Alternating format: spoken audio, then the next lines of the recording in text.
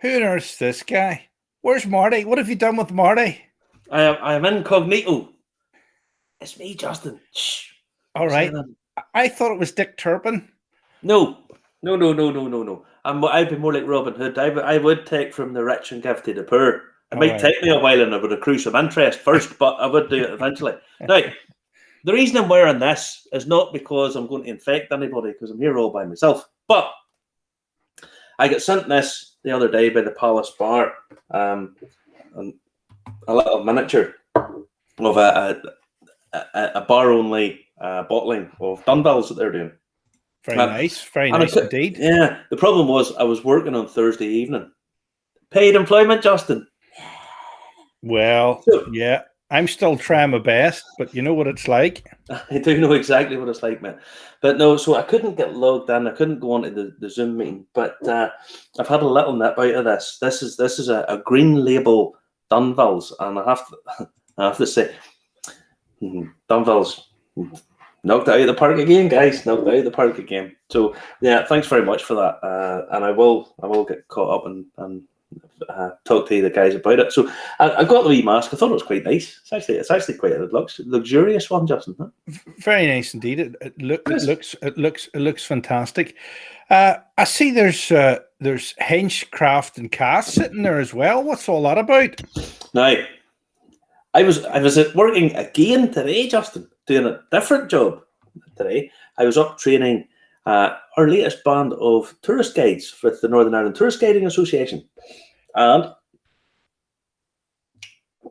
the Friend at Hand in Belfast's back opened again.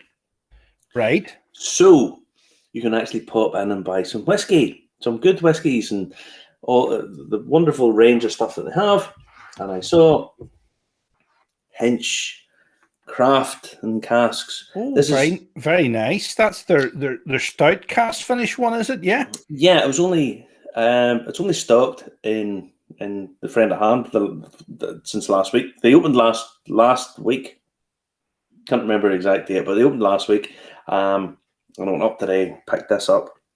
So I have a little drop of something else in here. So once I finish that, I'll be opening this up. We're being asked a question. We're being asked a question by John Dunn. Any word on the others in that hench set? I have no idea. I should get in contact and get that found out. But I just saw this today and I thought, absolutely. So it's from obviously the guys at Hinch, but it's the Whitewater Brewing Company who do a great stout. I do like the stout, as everybody knows. Yeah, so it's actually quite reasonable. It's what did I pay for that today? £40. Which is pretty good. Very nice for that sort of finish. Of course, some of those are only for America, aren't they? And some of them are only for here. Yeah, I think so. Yeah, very nice indeed. Yeah. So everybody's saying hello tonight. Jody Burke saying hello from across the pond. Bonsoir. Bonsoir. Connor saying hello. Linda Cox is saying hello. All the way in the US of A. Yeah, Michael Matthews is saying evening. Robert Gustafson saying hello. Patrick Mulkey as well. And of course, who could forget Mark Kerr? He is first in. He is first in. Oh, Mark's always Mark's like you see in Bolt. He's always like he's out of the traps. You know. Vic Cameron's on tonight as well, actually. Good evening, Vic. Good evening to you. Yes. We won't mention the election results. Peter Stewart is enjoying a redbreast 16-year-old. Excellent. Very nice. William McClanahan saying, hi, folks, near and far. Good evening to you. Really early night tonight, isn't it? It was good down the North Coast. I know somebody in Ballycastle having a nice time. Justin, it was bucketing down this morning whenever I got there. And I put on a nice, lovely, waterproof, heavy coat to keep myself nice and warm and dry. And then the bloody sun came out and sweat was running off me, so I had to try and stuff it into my bag. I know. Well, evening, everybody. Remember, if you haven't subscribed on YouTube, hit the subscribe button and subscribe. And also follow us on Facebook. And remember, we're on LinkedIn as well, Irish Whiskey Review. And on Instagram as well, yeah. Hit the share button. Hit the share button. Hit the share.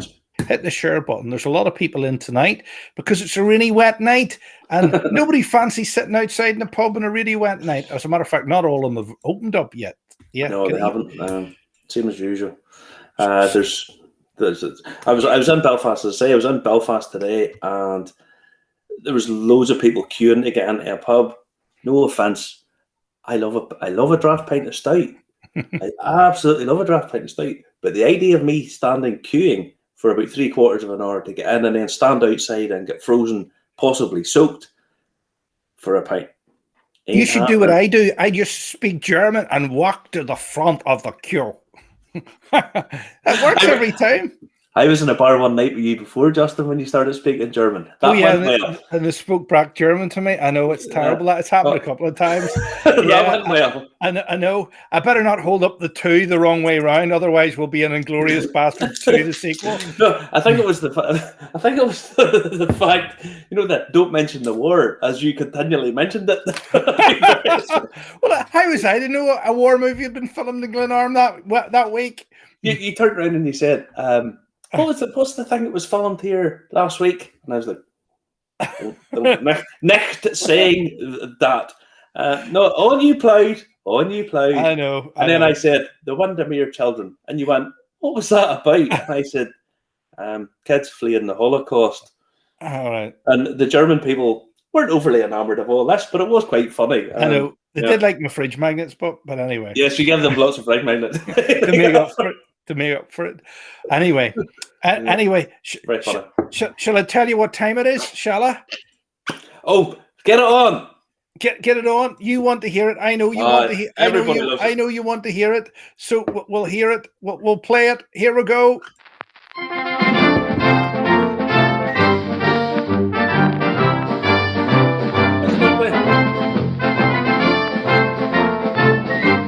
It was only playing 5 seconds. No, it played the whole lot. It didn't play it to me. Well, it's just one of those technical glitches then. It definitely played the whole lot. Did you hear the whole lot of the news jingle, folks at home? Did you? Oh, everybody's at home. I forgot about that. Yes. Did you hear the whole news jingle? I don't know what's going on. Something's going on tonight. I went out for about 5 seconds. I feel the gremlins are in the system, but tonight. Yes, they heard it all. Yes, the Belgians are in. Bonsoir to you too. Yes, the Belgians are in tonight. The Belgians are in. Staying up late tonight, all right? Good man. You're terrible. You're terrible. You're terrible. Yes, they heard it all at their end. They did. They heard it all. End, I was getting me to did it, and then it taps off. I love that theme tune, by the way. That's class. Right. Class. Sing the theme tune. They heard it all. Yeah, they're all saying they heard it all. Look. Although I maybe told them to say that. No, I didn't. No, they actually heard it. But there you go. I'm plugged in a different way tonight because we're going live across the pond tonight. We've got a full show tonight. This is a good one tonight. We've got good stuff tonight. Oh, brilliant. What is first in the news tonight then? First on the news tonight, Pernod Ricard has agreed a new distribution deal to have Pars go to the US of A. Now, right. Pernod Ricard, as we know, own Pars, their own Irish distillers, and have agreed a deal with Lafayette Imports in the USA. So the French firm have set up the deal with the New York-based Lafayette. The deal will see not only Pars, but Napple Castle and Clontarf being taken across. Now, Pernod Ricard bought Castle brands, so that's how they own Napple Castle and Clontarf now as well. Lafayette is a new company and it's been established by Elwood Gladstone and Mark Teasdale, who've worked together before at Proximo and William Grant & Sons. Now, this could be a huge shot in the arm for pot still whiskey. That's really why I wanted to flag this up. But because they don't really know what pot still is in the States, do they? I know. I was talking to Laurie O'Dwyer, who does Whiskey Chats podcast, and his big thing is pot still whiskey. He wants to really push pot still whiskey. But most people I've talked to from the States, they just don't know what it is. They don't really understand the difference in it and what it is. So because now you're getting a wide distribution. It's a pot still blend. Hopefully that brings that into an awful lot more focus and makes a bit more brand awareness. And same as everything else, I love the fact there's so many craft distilleries and small ones, but they need to piggyback on the back of the big guys. That's unfortunately. This isn't the first time that Powers has gone across the pond. No, absolutely not. Pull up the big photo. Pull it up on the big screen here, Justin. This is from 1894, and this. I wish this was in colour, because what you're seeing there is an Irish round tower built out of Powers gold label bottles. Now I have to thank Charlie Roach for this. He's on Twitter, and he finds the most fabulous photographs and stuff. And this is from 1894 in San Francisco, and this ended up being taken over to Chicago at the end of the World's Fair. Now these bottles were it's hard. These were actually metallic labels, so this would have been glowing, and it looks artly spectacular. But Powers was a big deal back at that time. Obviously, with all the stuff that's happened, Irish whiskey over the years, it disappeared and didn't come up. But honestly, I think this is one of those things. It's potentially a key moment in Irish whiskey, because getting pot still on a label, Irish pot still whiskey on a label, on a big distribution network in the US, could be a game changer for an awful lot of people. An awful lot of brands could benefit from this. You know? Yes, it's certainly a very impressive display. I don't think I've ever seen a point of sale display as good as that anywhere else before in my life. No, but there you go. Good news. Good news for Powers. Good on them. Yeah, good. It's a good news for the Irish whiskey industry, because, as I say, lots of people can piggyback on the back of this. You know, yeah. And with other good news for off licenses in Derry and from Donegal and Newry and all over the border. All over the border. It's going to be brilliant. It's going to be brilliant. Yes. This, because they're gonna have a minimum pricing on booze Republic of Ireland. They're going to bring in. They've decided this week to bring in a minimum price for alcohol in the Republic of Ireland. Now it's going to be 10 cents per gram of alcohol, which basically means all the cheaper end of the spirits market will start to soar. Now, I've read different figures in this. It's always hard because you read different reports and it tells you this. Oh, this all goes up by so much and all, right? But roughly, supermarket-owned brands could increase in spirits by about a third. Cheaper wines might actually increase by about 50%. Now, after being introduced in Scotland, which has minimum pricing for alcohol, it dropped. Alcohol consumption dropped from 3.4 litres of pure alcohol per person to from 7.4 down to 7.1. Now, in Ireland currently, people drink 10.5 litres of pure alcohol a year, which, if I'm honest, is quite frightening when you read it, because that equates to roughly 116 bottles of wine a year. And this only hurts the less well-off people, really, doesn't it? It does. Really what happens is the cheaper end becomes much more expensive. For example, and everybody thinks this is the real cheap end. It's the nasty stuff, which I don't like using that term, but it's true. You know, the very cheap end vodkas and stuff. But Johnny Walker, you can buy Johnny Walker's red label is I mean, it's massive, and it's a quality enough blend, and it's like £16. That's going to jump up by probably about a third in price, and people who enjoy having a drink aren't abusing it, aren't overdoing it. They're being hit in the pocket. It's not affecting the guys that drink champagne or the high end whiskey users. You know, it's not affecting the guy that's going to go and buy a £60 or £80 bottle of whiskey. Well, at the other end of the scale, they could get affected by this next article we've got to talk about tonight. Fake whiskies. I watched this report at the start of the week, and I actually found this quite scary, if I'm honest. We're going to hopefully play the entire news feature, which is a few minutes long. Anywhere there's money, there's people trying to cheat the system. But you kind of expect it as the back street. I've got a bottle of this. It's unique. Here we go, backhander, and so on and so forth. This is a slightly different thing, and quite alarming in many ways. Potentially, I have to put that in there. I haven't had it confirmed. Here we go. Other news: Kentucky Derby returned to Churchill Downs over the weekend, and the traditional bourbon drinks were flowing. But how do you know that the bourbon and whiskey you're drinking is the real deal? As Les Trent reports, there are a lot of counterfeits out there.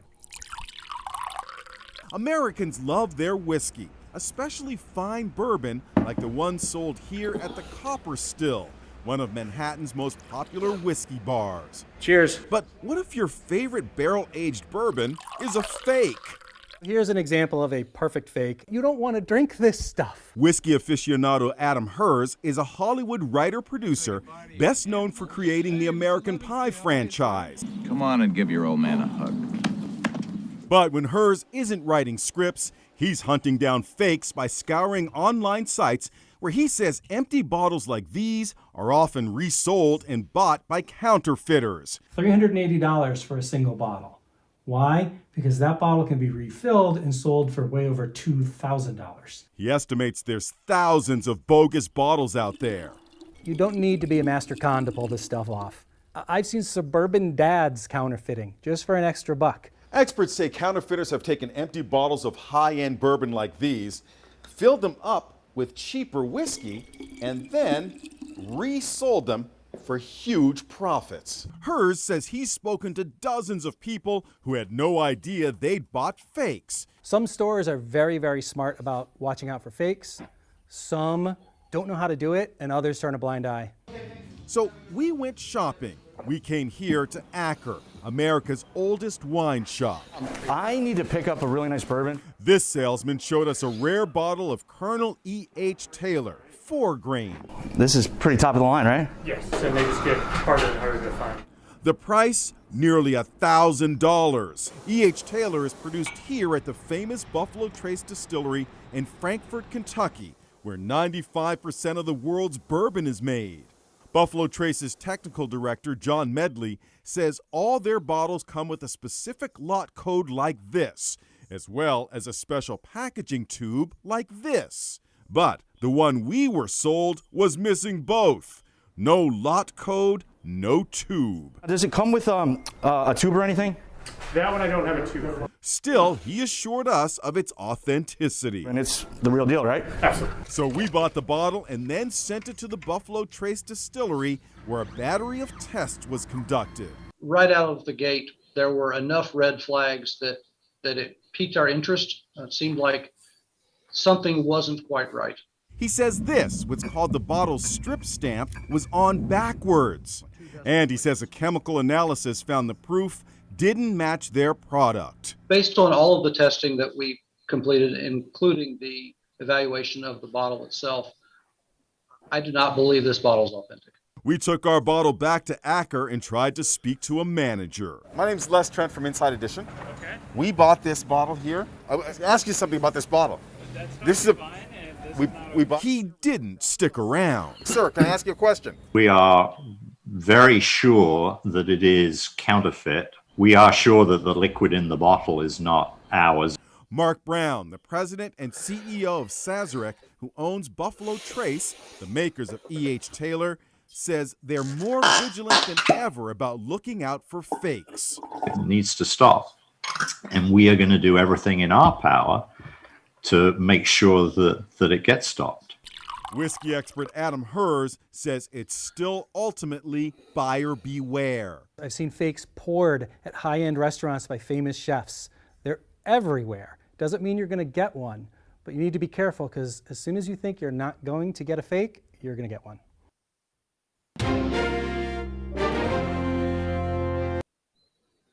Well, what do you think of that, Marty? It actually is quite scary because, you have anyone who collects whiskey, and I know it's a huge market now. It's a massive thing. Same as everyone else, if you're going to spend money, there's going to be people trying to rip you off. Okay, but when you're buying it actually through a reputable dealer, you expect them to look after their customers. Now, again, it's alleged. I don't know whether it's 100%, but I'm going to actually go with Buffalo Trace and Sazerac if they tell us that that's not the right thing. Well, you have to say they know what they're talking about. I mean, you've said this before, that there's many of expensive bottle with the wrong stuff sitting in it. Absolutely, and it's out there. And Irish whiskey maybe isn't the big target at the minute for this kind of thing, but it was going to be. I mean, we've seen the amount price increase of Irish whiskey in the last 6 months. It's jumped up. I mean, it's in some regards it's trebled 3-4 times. Anyone who's wanting to buy expensive bottles, don't do it through back channels and try and get it off somebody unless you know where it's coming from, what you're doing, what to look for, and buying it from somebody reputable. You can get stung, and I mean they're not going to fake a £50 bottle. They're going to fake your 600,000, £5,000 bottles, and then you're going to get stung badly. So just anybody that's doing that, anybody who's looking to buy whiskey, try and get it from a reputable dealer, or at least you know where it's coming from. Well, there's some very big investors have just invested in Scottish whiskey. Yes.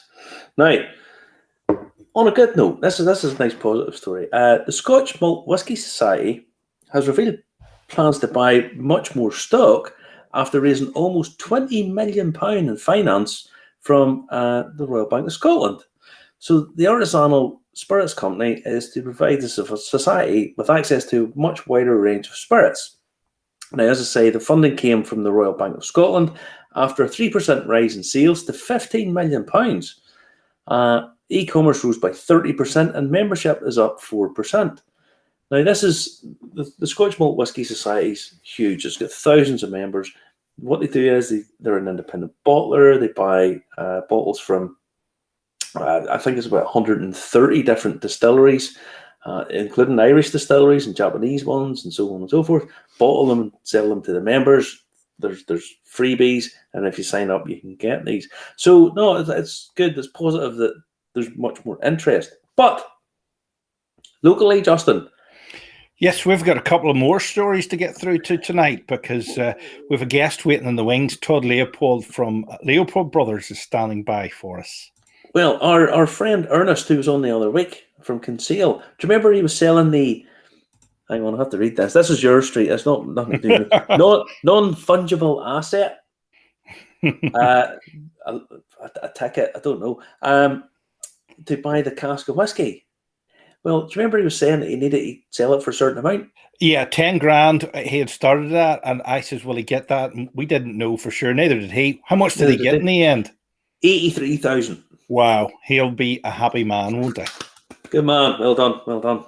Yes, well done. Now, finally, the last, I want to just congratulate the winners of the San Francisco World Spirit Awards. Now, we don't usually mention a lot of the award winning stuff because some of them I'm not that sure that, you have to apply and pay to get into them and stuff. But anyway, these ones are the San Francisco ones are actually really well respected and well sought after. So I left at this because this one, Best Straight Bourbon, 1792. I really like this. I think this is really good.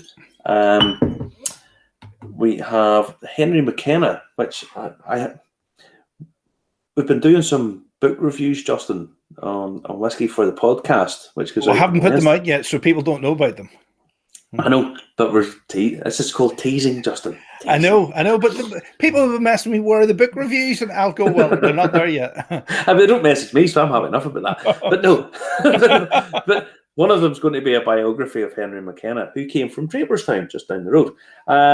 Obviously, we mentioned last week, Best Irish Blend. Congratulations, James. Once again, fabulous stuff it is. We have Best Pot Still was Middleton Very Rare, Dark Gaelic, Knock Rath. Best Irish Single Malt was Hookhead from Waterford. But the best in show was the Glen Scotia 25-year-old, which is one of my neighbouring distilleries, Justin. Bushmills is the closest, Springbank second, and then very closely followed by... You can see it in a good day from your house. More or less. If I could see through a little bit of mountain, I can see Campbelltown. So yeah, I haven't tried the 25-year-old because it's £300 a bottle or £400 a bottle. I'd need to be on your money, but well, that's the news this week. Good. And the good news is, I like to see a nice brass plate like this here. Oh, I know. Vendome Copper and Brassworks, Louisville, Kentucky. 3-chamber still, Leo Brothers, Denver, Colorado, the Mile High City. And the man is waiting in the wings himself. Here he is. He's coming in. He's get the countdown. And he joins us now live from Denver, Colorado. It's Todd. Welcome to the show. It's an honor to be on. Thank you for having me. Good. Fabulous to have you, Todd. The reason we got in touch was I read the story about your still, your 3-chamber still. Now we'll get to that in a wee minute because that's a bit more of a technical thing. So give us a little bit about Leopold Brothers and where you are and how you got to where you are. Well, this is our 21st year in business. We got started as a brewery. I went to brewing school in Germany many years ago and opened up a pub with my brother, making wildly popular unfiltered lagers in the late 90s. And yes, that's a joke. Didn't go over too well, but stubborn younger brother. So we kind of held to that. We were in Ann Arbor, Michigan, which is where the University of Michigan is, and there's a enormous American football stadium down the road that holds a ungodly amount of people in it. And back in the 90s, the way that the licensing worked in Michigan is we have very squirrely laws in America with each state when it comes to alcohol. We could only sell what we made, and we had a huge place that you could fit 300-400 people in. At big, long picnic tables. It was designed, in America, I'm sure you guys have been here more than a few times. People don't tend to talk too much. I've never understood American drinking culture. They go out and then they just talk. They don't talk to anybody else. So one of the things I loved about drinking in Europe, people talk, people mix a little bit more. So we put in these long picnic tables. So what wound up happening is we were attracting big groups of 20 or 30 people. And when you had groups of that many in the 90s in America, they didn't like it because they wanted alcohol. They wanted whiskey, vodka, gin, whatever the heck it was. So they'd come in, have a pint and bail, which is a bad business plan. So we had to do something, about it. It sounds like you were trying to do a beer hall setup there, Todd. Yes. I you know how it is. I was in my 20s and full of foolish ideas that didn't quite work out. So I went to distilling school in Kentucky, and then I went to work overseas in Germany and Austria, making Odavi, Kirsch, that kind of thing. And then came back, and we were kind of one of the first distillery pubs in the country. So I made everything on the back bar: vodka, gin, liqueurs, everything that you would need for mixed drinks. Long story short, right before the real estate bubble, somebody bought our very beautiful building, kicked us out. We came back to Colorado, which is Scott and I's hometown, home state.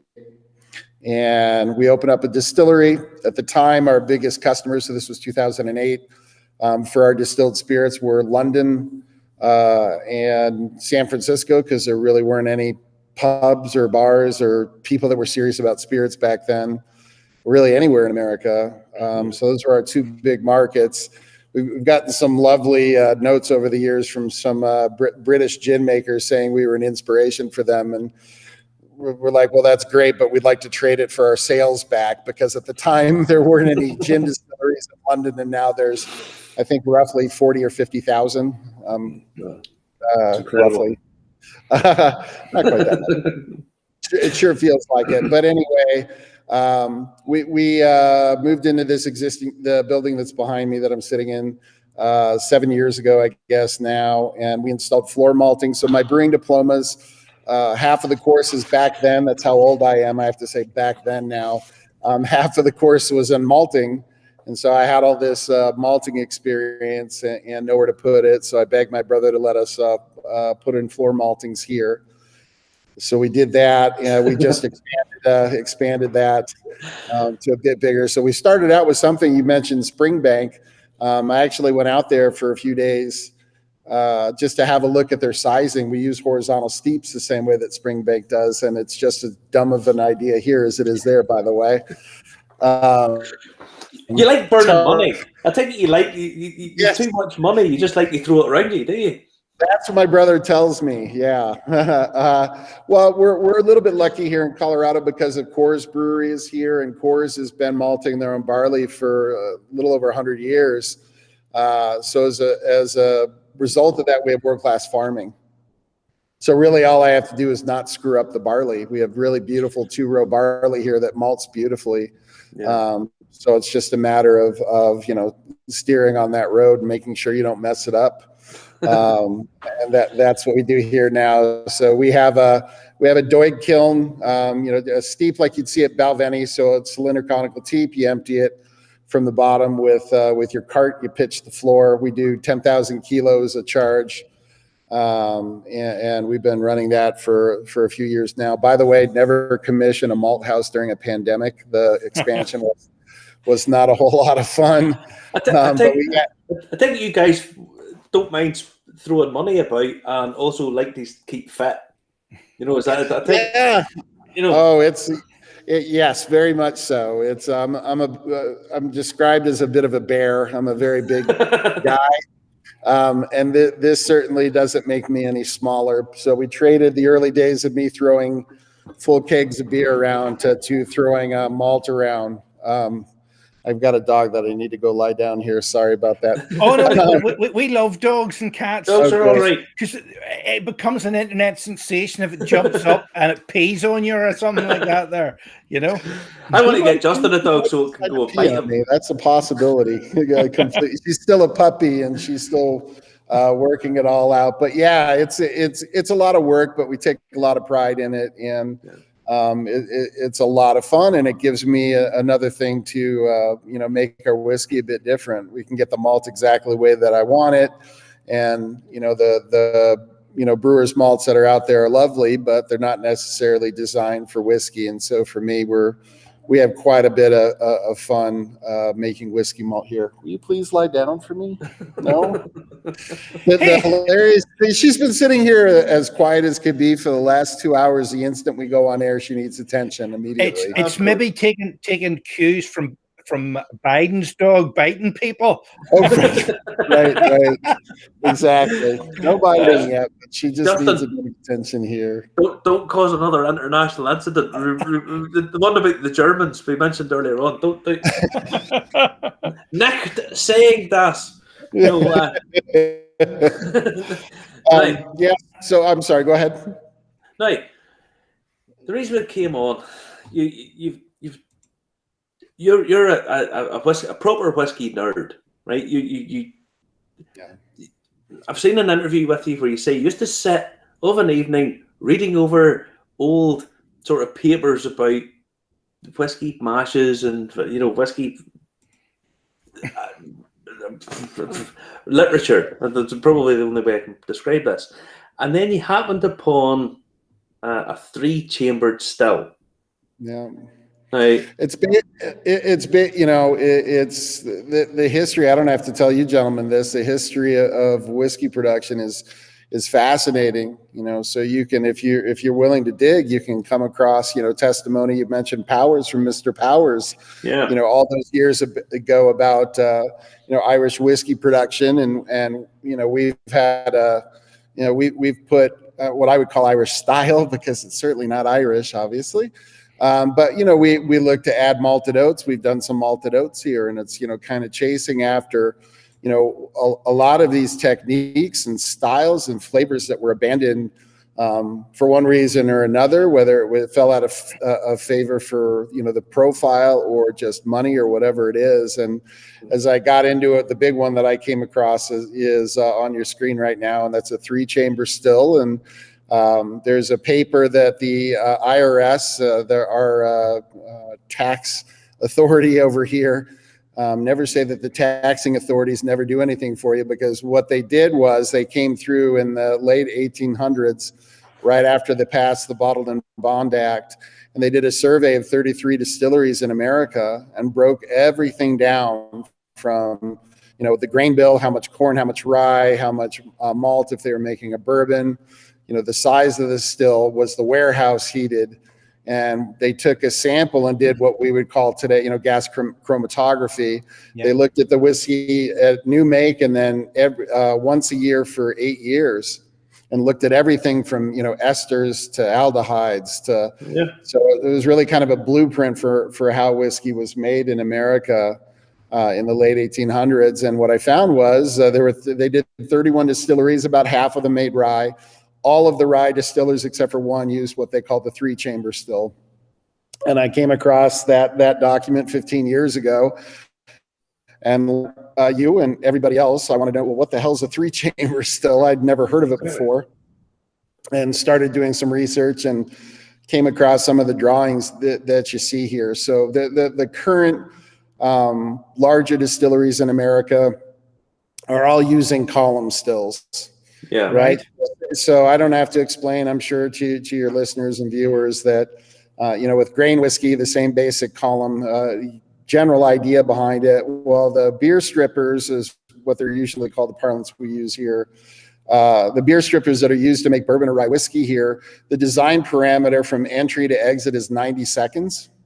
So it enters fermented mash out of the beer well, cascades down the plates and exits as animal feed. The design parameter is in and out in 90 seconds. Well, the 3-chamber still, by the time you're done, you're getting mash in there for a total of 90 minutes. Wow. So not only is the time to extract the flavors out of the rye and the malted barley much longer, as you can see there with that drawing, it's actually quite lovely. So you can see those 3 chambers there. And you can picture each one of the chambers holds mash in it. And the mash, depending on how the still is designed, can have about 4 feet of mash in it. So understand what that means. From where the steam entrance is at the very bottom, you've got 10, 12 feet of rye mash on it. Well, what's that going to do? That's going to create quite a bit of back pressure. That's going to up the temperature in that bottom chamber, really all the way north of 220 degrees F. And I'm embarrassed. I should have been prepared to give that in C, and I dropped the ball. I'm sorry. It's all right. I've done it for you. It's 104 degrees centigrade. Oh, thank you. My apologies for not doing that. I should have come prepared. But the columns in America are usually running around 198. So it's a full 20 plus degrees higher. And then you add in the amount of time. And by the time the whiskey is in that bottom chamber, it's really almost just rye water. So you've got all of these things that are normally kind of held back in the mash, held back in the water. Oils essentially are going to come out to beat the band. And I was explaining before we started that if you look at the hydrometer cup where the spirit safe in the hydrometer rests, we've got a nice flat cylinder that's in there. You'll get 1.5 centimeters meniscus even at 70% alcohol. And obviously at 70% alcohol, the surface tension is usually next to nothing, right? Yeah. But there's so much oil that's coming out together with that, with the distillate that's coming off. It's just remarkable. So not only is the mouthfeel, it's just clinging and just lasts forever. Those oils are pulling a lot of, top notes that you normally wouldn't get out of whiskey of rose and chamomile and elderflower, and it's just unbelievably fragrant. I've got two questions for you, Todd, Marty, if I may. You mentioned their styles, and this struck me. I mean, I'll understand people like Hard Truth wanted to do an Irish style, but you're actually copying other American styles there, because it says Maryland style rye whiskey. What's all that about? What's the difference between an American Denver whiskey and a Maryland style whiskey? Well, this was basically me. This is having a bit of fun. A lot of the distilleries in America before Prohibition, and just after World War II, they started closing down. The rye whiskey producers were generally, the bulk of them were in Pennsylvania and Maryland. The Maryland distilleries tended to make a whiskey that had more emphasis on fruit and less emphasis on the spice. And it was vice versa for the Pennsylvania distilleries. And at the time I came out with the Maryland style rye, when we got our license, we were the 35th licensed distillery in America. There weren't any distilleries in Maryland making whiskey anymore. So I thought, well, this is horrible to see this style go to pieces. And so I did my research and got my hand. It was a little bit easier back in those days to get Dusties, to get leftover vintage spirits. Mm-hmm. And once some of the historians like Michael Veach and Charles Cowdery and some of the other American whiskey historians knew that I was looking into this, I started getting samples. And it just, the flavors that I got out of Baltimore Pure Distillery in particular were kind of jammy and kind of, strawberry raspberry notes, which to me is a chemical called isobutyl acetate. I know how to emphasize that. So I chased after that and made the Maryland. Do you want to get that rye. phone? Because the NSA is telling you you're on the internet. I think as a federal distillery, the government's already has its eye on us. My apologies for that. Yeah, we've had our tasting room closed for the last year plus from COVID. So I'm not even used to that thing ringing. But it was an homage to a Maryland style. It's a bit like saying a British pale ale. Are they all the same? No. But you have some certain things that you're looking on. It was having a bit of fun and trying to help the American consumer. Was the idea behind it, again, me being young and stupid and not understanding I don't have a marketing department, to try and give it somewhere to live on the back bar. So you hear people talk about high rye bourbon, for instance, right? That has elevated amounts, and some people prefer that and some people prefer less. It was really just an eye towards that. And I never expected, honestly, Maryland distilleries to open again. So now it seems a bit silly that a Colorado distiller makes a Maryland style whiskey, but what are you going to do? There you go. Listen, I know Marty's keen. He wants to ask you loads of questions. But I watched this video and I thought there's a couple of things in it that caught my attention. You seem to be ticking all the boxes. You're growing your own grains and stuff like that, aren't you? Yes, sir.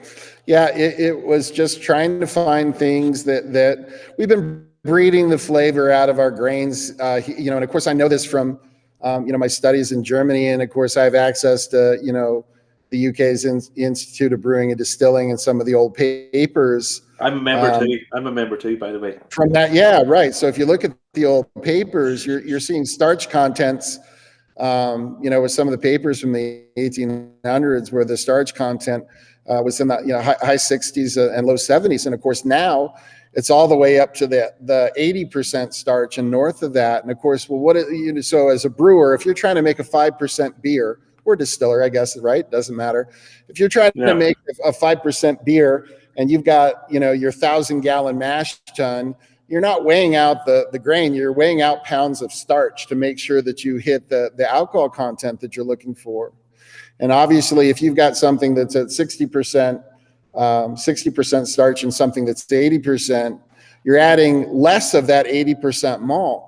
So we're literally making our whiskeys and our beers less malty, less flavorful over the last 100 years, which is great if you're looking for yield and if you're looking to feed the world. That's a beautiful goal. But if you're looking for flavor, we've been breeding the flavor out of our grains. And so Once you get an idea on that, then I start looking for, okay, well, what were the grains that they were using back in those days? In Shackleton's days, I'm sure you're all familiar with the Shackleton textbook, and people will talk about Maris Otter and this will be a fun one for you guys. I actually went down the Maris road. So Maris Otter was from the research facility was on Maris Street. So it wasn't just Maris Otter. They bred Maris Puma, Maris Badger, which I think is hilarious. They were trying to breed these more flavorful varieties in the 1960s. I believe his name was Dr. Bell that did that research. And eventually, the approved malting barley varieties, the Maris Otter got kicked off, and they started looking for better yield and better for farmers, which again, that's not a bad thing. But we're starting to move a little bit away, in my opinion, for flavor. So for the three-chamber rye that we mentioned, the variety of rye that we settled on is called the Breezy Rye, and it's Italian, so I'm butchering the pronunciation, and I'm not even going to try. Don't worry about it. You want to hear Justin speaking German? I need a couple drinks to try that. But the rest of the modern ryes that are grown in Colorado, we're very much a grain state. Again, it's 83% starch, and the Breezy Rye came back at 62. So once I saw that, I did some more research. It has higher oil content than normal, and as I touched on, the three-chamber still is really designed to extract oils. So that's what we decided to plant. It also has elevated levels of a compound called ferulic acid. And I made German Hefeweizen for years. And the way that you're trained to get that spicy note that's in a Hefeweizen, and it's the same spiciness that you get in a rye whiskey or in a bourbon, is to control the amount of ferulic acid that you get in that mash tun. There's a few ways you can do that. One, you can add more wheat. We're talking Hefeweizen here. You can add more wheat and make sure the varieties that you're using has a lot of ferulic acid in it. And the other component that you need is a Hefeweizen yeast strain, or the brewers call it POF positive, which means phenolic off flavor, because in America, having spice in a beer is terrifying, right? American lager beer, making fun of that, I guess, a bit there. But anyway, the M strain and the MX strain that's so popular over in Scotland, as well as the Red Star and a few of the other strains, these are all POF positive yeasts. So as long as you're adding ferulic acid in your mash, you're going to wind up with a spicy whiskey. And a lot of people think that rye whiskey, the spiciness comes from the rye. It doesn't. It comes from ferulic acid.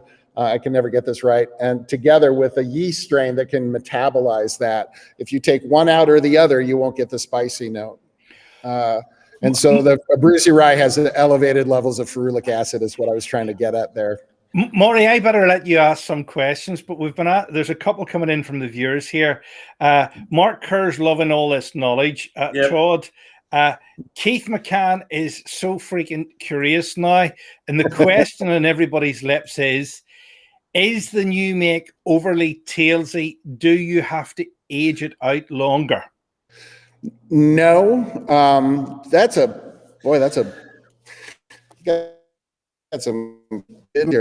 excellent question.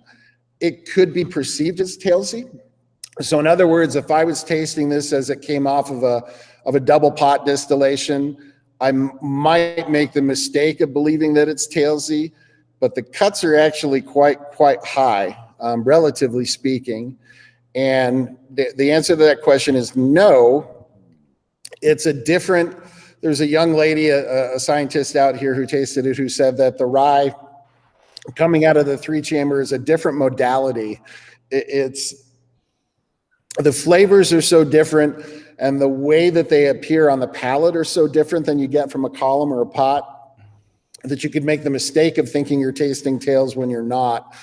And I just had to trust what it was I was tasting, and it is not tailsy, but you are getting lavender flavors and floral notes really in the finish, which normally if you were making a bourbon or on a pot still right, it would be the other way around. So it's sort of backwards a little bit, but it's because of what I mentioned with the oil extraction. It's pulling different amounts out of it that you can smell and taste that you ordinarily wouldn't get out of any other distillate. So in my opinion, no. It's garbage after 2 years, I can tell you that. So I guess it can it's a car crash. It takes time. So it depends on what's your definition, Christian. That's just such a wonderful question. To me, it was harmonious after the fourth summer. And the what we're bottling is going to be just about 5 years old, and hopefully you can judge for yourself. We're working like the Dickens and trying to make sure that we get distribution back in the UK again, because I love your countries and very much want to visit and share it with people like you who care about such things. So, well, you've been absolutely more than welcome to come over here anytime. Now, I want to get the actual the logistics of how the process works. Now, you have all the different plates in a column still, which basically react, and they're pulling all. I mean, a column still basically strips the flavors out of your mash, and it pulls it out because it's done really quick and pulls it out. Now, the way I see this chamber still working is it feeds down in. As it feeds down in, it's really being aggressively hit. What's left in chamber 3, the bottom chamber, is really being aggressively hit. It's at 4 bar. It's being hit by over 100 degrees centigrade. Alcohol evaporates or boils at 78 degrees. So it's really being hit.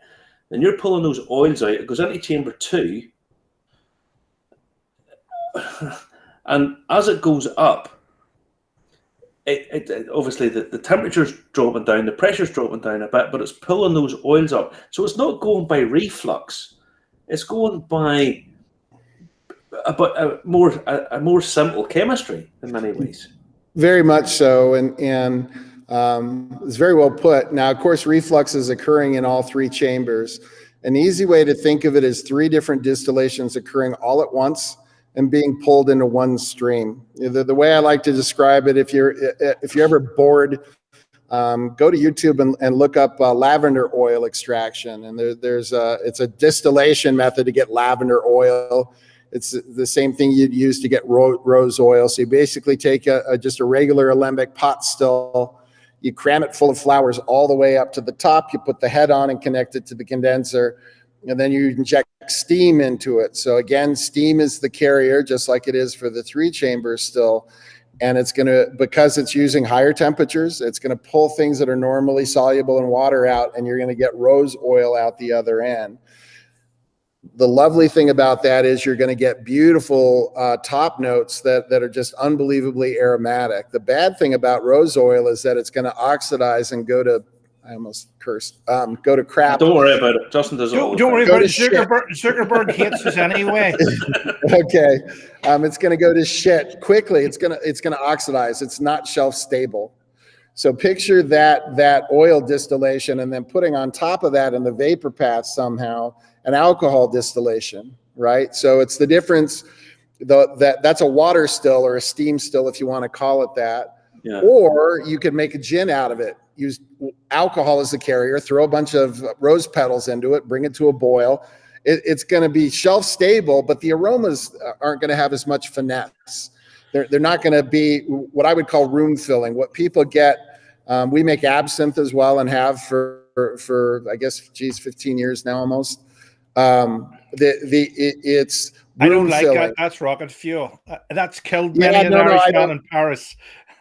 No, we kind of laugh about it because I'm the only one of the distillers who likes it here, and I always just, when we're making it, I say, well, you can really taste the profits. Just focus on the money, and you're getting paid to make this, even if it's not particular your cup of tea.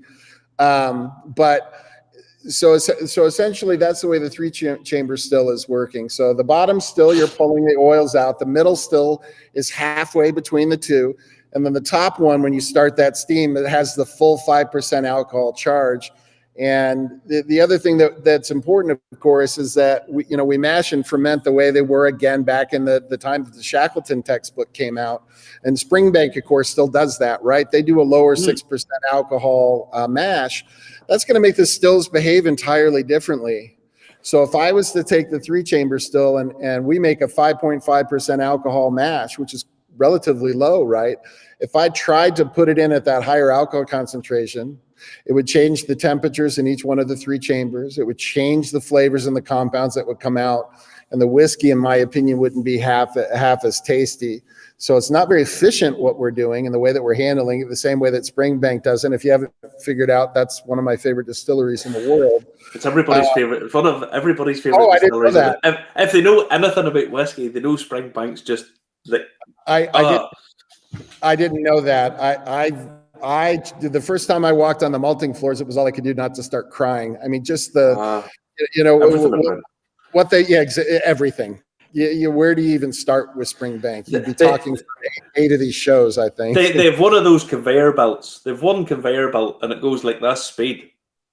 Yeah. And it's like, do you really need that, guys? Because you could really just lift it over.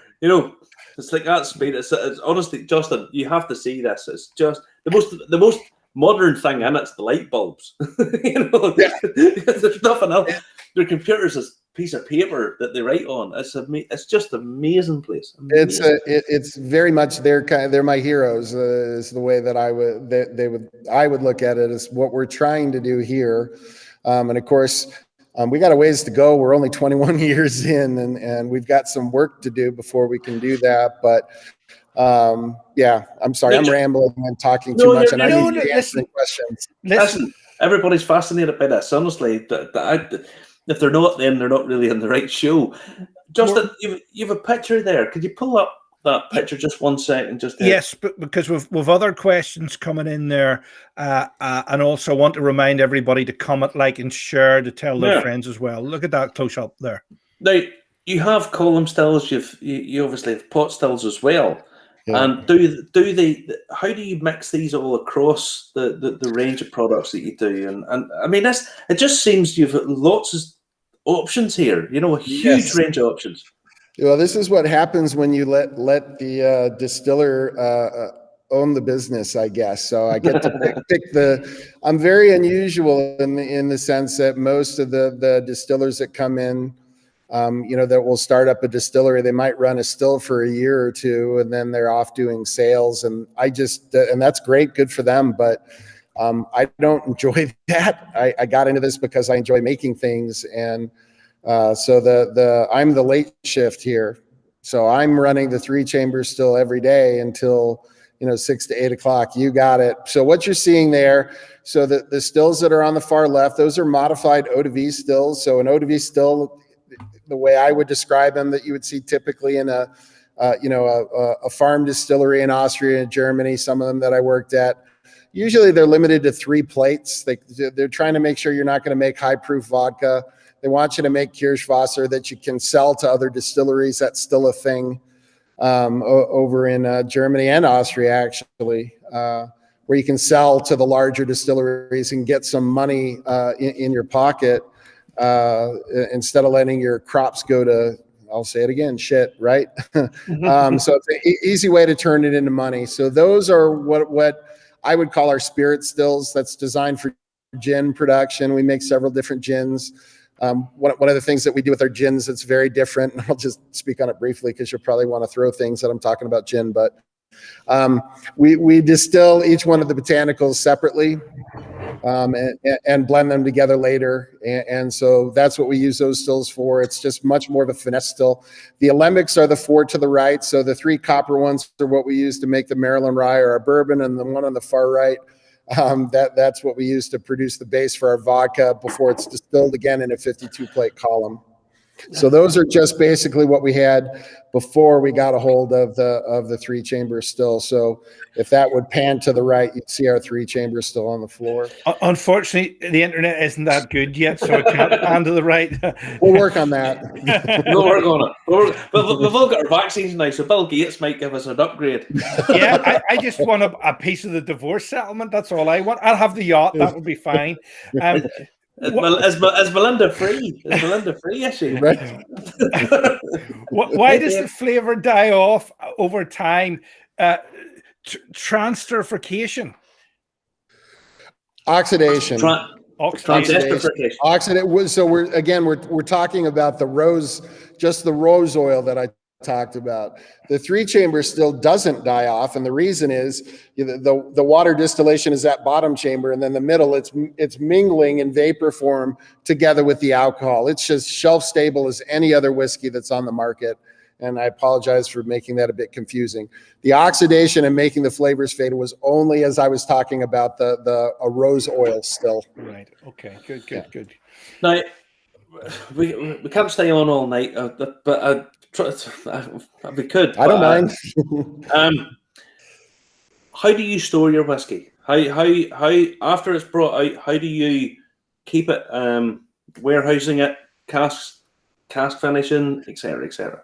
There you go. That's a good picture. So dunnage style. So again, kind of an homage to Springbank and so many other beautiful distilleries like that, but for a different reason. I didn't do it just because they do it. That doesn't make any sense. In Colorado is very, very dry. So we will have humidity in the single digits. And so a lot of the distilleries in this area, Texas and some of the other states that are very dry, what they like to do, they tend to go inside of just a normal warehouse building with concrete floors, and they'll humidify. They'll add water in the air, because if you don't, the angel share can be anywhere from 15 to I've heard 20%. What we did instead is, so first of all, our entry proof is quite low. We're in at 50% ABV.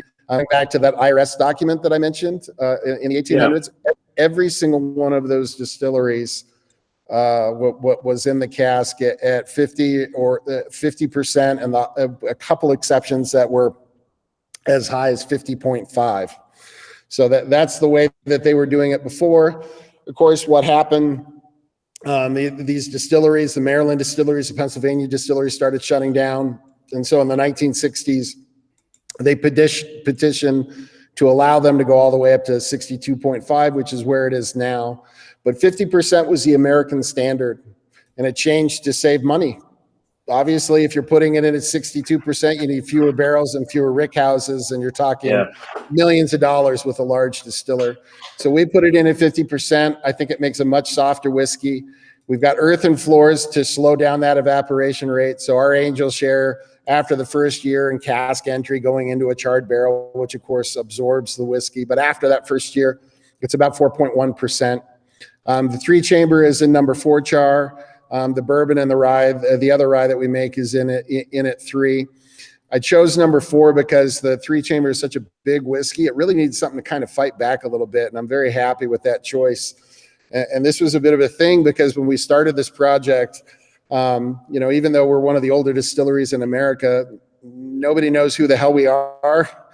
And we're doing well. It's not like we're struggling to keep the lights on. It's a bit of a funny conundrum for us. But Freddie No came out from the Jim Beam distillery, and to see this 3-chamber still about 2-3 years, I don't remember, 2 years ago or something like that. And I went home that night and told my wife, "Oh, you never believe Jim Beam's great-great-grandson came out to take a look at the 3-chamber still. Everybody's watching this." And then, of course, that night, trying to go to sleep, I'm like, "Oh, shit, everybody's watching us." There's a bit of pressure that this is the first, 3-chamber still whiskey to be released in, as far as we can tell, 5 decades at least. Yeah, and what's been fun is some of the authors and writers have been doing side-by-sides with Old Overholt, which is a popular rye whiskey before Prohibition from 1910, and they're seeing and smelling and tasting the same characteristic, the same honeyed finish, the same roses and lavender in the nose, and so the reaction's been really good. So it doesn't look like I'm going to make too much of an ass out of myself when we release this in a few weeks. I asked a guy who's studying for a PhD basically in Irish mash bills. I mean, the guy's a proper proper guy. And I asked him, was there ever any triple chamber stills in Ireland? He said, I don't really know what you're talking about. No. And it's just a totally new thing to us guys. Now, you do a range of flavoured whiskies as well. Mm-hmm. How are those going for you? Well, that started as, understand us being a smaller distiller and making these things back in 2001. And what it was us making a brand called Southern Comfort. Southern Comfort now is grain neutral spirits and flavorings and, whatever else. Yeah. It started as just a way to flavor whiskey that people made off of their stills at home. So the whiskey's crap, right? So we got to do something to make it drinkable. So we'll add some sugar and whatever the hell we have on hand. And in South Carolina and Georgia, that means peaches. So it used to be peach juice, bourbon, and sugar, right? Oh, and so I made that for one very well-known chef in Atlanta, just for the hell of it. And then it did well, and now here we are. I'm still making this stuff, but what it is it's our bourbon together with peach juice, and we put it in ex-bourbon barrels, and two things happen. The whiskey will mature, but at the same time, the fruit oxidizes the same way you will with sherry or port or any of those kinds of things. And if you're into dessert wines and that kind of thing, it's really lovely. The problem that we run into, of course, is when the U.S. government doesn't really give me too many places to go, because flavored whiskey sounds like I'm adding chemicals and mercury and whatever the hell else to it. But and what it really is a whiskey liqueur. But the proof on all of them except for that one is a little bit higher. But I was just trying to make a real Southern Comfort, something that was made in America for years and years and years.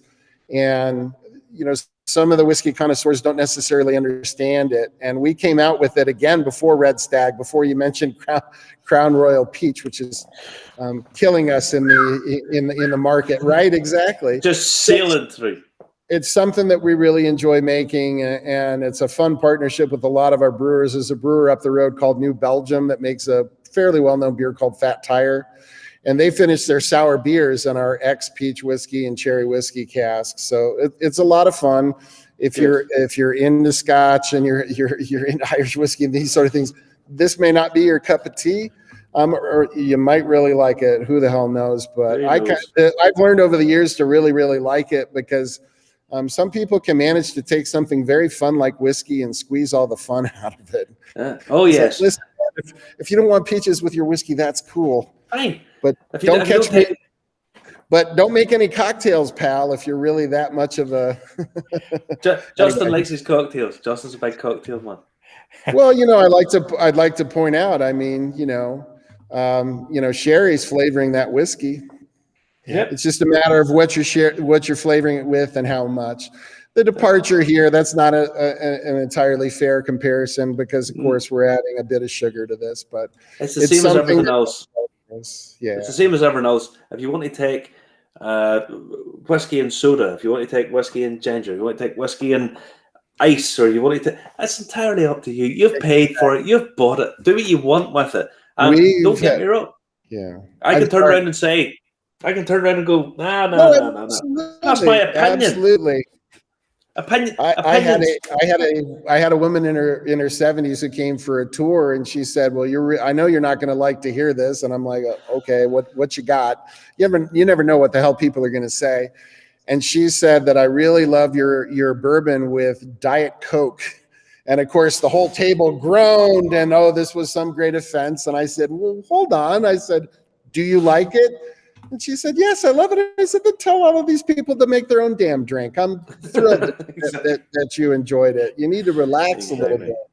Yeah, exactly. Everybody needs to relax an awful lot more. There's too much stress in the world, and thankfully, we have whiskey to sort this out. That's right. Todd, listen. I could listen to you all day. It's been fabulous talking to you, and we'll once you get UK distribution, we'll get you back on again, and we can have another chat again. We'd love to, and I'll get a couple bottles out in the mail and see what you think. And I know we're working with David Broom to have some fun with him as well. He was nice enough to. I was at the World Whiskey Forum with him in Seattle, and I'll be out your way. I love that part of the country, and I'll never forget the first time I landed in Campbelltown, and it was like something out of a cartoon. I have never seen that much green in my entire life. I couldn't believe. Of course, it was raining too. We painted on before you get here. We painted on before you come here. Whoa! Campbelltown's just across. I can basically look across the water and see Campbelltown. I'm in Ireland, and we're known as the Emerald Isle because we're actually greener than over there. It's far nicer here. Nicer here. You must be giving steroids to your plants to make them even greener than that. But I mean, it was just, obviously, as you can tell, I'm just such an enormous fan. But I very much would like to visit with y'all in person. And I think that we're working to make that happen in the next year or so when finally everybody can travel again. And I think we're all sick of this and could use a couple of glasses of whiskey with some good people. Buddy, wait, I tell you, I've been sitting fascinated listening to you, and we will catch up again. Thank you ever so much for coming on. Honestly, it's been a pleasure, absolute pleasure. Anytime. I've enjoyed it more than you know. I want to ask you one more question. Oh, please. Surely somebody has copied this still. Surely somebody has copied it and has one in their backyard doing something themselves. Because if you commissioned this, it's obviously can't be patented because it's that old. No. So why is everybody else not doing this? Because you told us all that the meniscus of the thing actually climbs up the glass, like it wants to go down your throat. Yeah. Well, nobody knows how to run it. It's an awful risk. So that photo that you see there, we get about 2 barrels out of that a day. Now, I guess that's 20 feet tall and a whole lot of copper. This was not inexpensive. And my hope was to rekindle this style. We're not like that. We're not super secret squirrel. I'm in my 50s now. I'm much more interested in what's going to go on when I'm not here anymore. So we would love if other distillers would come on. The problem is it's when I was talking with Freddie No, we were laughing, looking at it, saying, picture what that would look like for this to even be a pilot still for Jim Beam. And it would have to be 20 feet in diameter, and another 10 feet high. And even then, they wouldn't have anywhere close to enough to make it so that this was a thing. So I don't think anybody else is going to do. Some smaller distillers, you can do it, I guess, as well. It's illegal here, but I mean, they do it anyways, obviously. But we've seen moonshiners on Discovery Channel, right, exactly. But I mean, think about how many you would need before you could even fill one single barrel. So it's a very impractical still, and I think my illusions that more people would do this, I just don't think it's going to happen. But if they do, I guess they people will know who to call. I guess they just have to be prepared to cut a very large check for one of my favorite charities. I'm not going to do it for nothing. We'll make sure a charity makes out on it somehow. Todd, what a guest! Fabulous guy. Thank you. Thank you so much. Honestly, it's been a real treat listening to you. Listen, I've been I'm sorry to cut you off one last time, but I've been telling my 6-year-old daughter, we've been showing her, the UK and where these different countries are and all of this thing and walking through. And so this has been an awful lot of fun. It was an absolute honor to speak with you. So the pleasure was all mine. Thank you. Oh, yes. Thank you very much. Somebody's asking, is it live tonight? Of course it's live. It's live. And even if it's as live, the person who's contributing is watching. I mean, what do you want me to do? 2 and 2 is 4? Ask me a question, James. To hold up today's newspaper or something, right? Yeah, something like that. Have you been kidnapped? Listen, Christian Kale wants to build one for his place. What is your place, Christian? Do you work for Elon Musk and you want to build a lunar module that looks like it? Listen, fabulous stuff. Thank you very much, Todd. Good night. Todd, take care. Cheers. Now, there you go. What do you make of that, Marty? What a great interview. What a great guest. I know. Fabulous guest. Fabulous. Fabulous indeed. Absolutely fabulous beyond belief. I mean, people were absolutely fascinated by that. Absolutely fascinated by that. There you go. Stacey McAllister saying your knowledge is unbelievable. Can listen to you all talk to each other for hours. Yes, I know, but he's got to work that thing. He's there on his own with the sound of it with a dog. Like Willy Wonka. He's like Willy Wonka.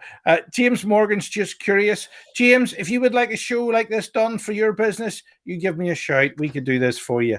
All right. Peter Stewart is saying wonderful. There you go. Thank you very much. Any other questions? I'm sure we missed out some because there was that many come through tonight. We did. But I mean, guys, there's a guy who's went researched, done his stuff, but brought back something from history, doing all the right things, doing everything that he thinks is growing their own barley, malting their own stuff. That costs a huge amount of money. Then you have, this new still, all the different stuff, and bringing back an old style of whiskey. What's not to like? Do we have any messages to give out tonight? I don't think we do. Nothing really pressing at all, really. Nothing, just listen to our podcast. Listen to. I left some reviews up this week. I've been a bit lax on putting up reviews for the last couple of weeks, but I will get a couple up this week, and don't forget to tune in this week. Yeah, and it's dead easy to listen to the podcast because you can ask a smart speaker to play Irish Whiskey Review podcast, and it just kicks in, and you'll hear the latest episode. As a matter of fact, if you ask it tomorrow, you'll hear the full audio version of the interview with Todd from Leopold Brothers there. That's just taking place live, of course. James, there you go. Marty, catch you again sometime soon. All right, guys. There's Roseanne Foster saying, really enjoy your channel. Can't wait to come back and visit. Take care. Roseanne, where are you listening from? Always give us a shout. Tell your friends. Comment, like, and share. Remember, Facebook, LinkedIn. We're on Twitter. We're on Instagram. We're on the whole gamut, and all the major platforms for the podcast in America. We're on them all. Okay, so thank you very much. We'll get loads of questions. When is the tasting? Oh, I think maybe the tasting's just for us. I think maybe the tasting's just for Marty and me. I don't think we could stretch to everybody. Stanley Song is saying thank you. Patrick Mulkey saying great show. James Morgan saying thanks, Marty and Justin. Sean O'Neill saying cheers, guys, great show. William McLennan's asking me when we're opening the distillery. Hey, when you foot the bill, William, I know exactly where to put one. Yes, in the Shebeen in the North Coast. I think we could put it there. Give us some money, William, and we'll get her sorted. You get a belt, no problem. Pagoda roof and everything on the top of it. Hey, Roseanne is actually in Oregon. She's in Oregon. There you go, Marty. She's in Oregon. She's in the States. Thanks for watching. Tell all your friends. Comment, like, and share. And you never know. We might be able to sort you out. All right? Take it easy. All right? Good night, Marty. All right, guys. All the best.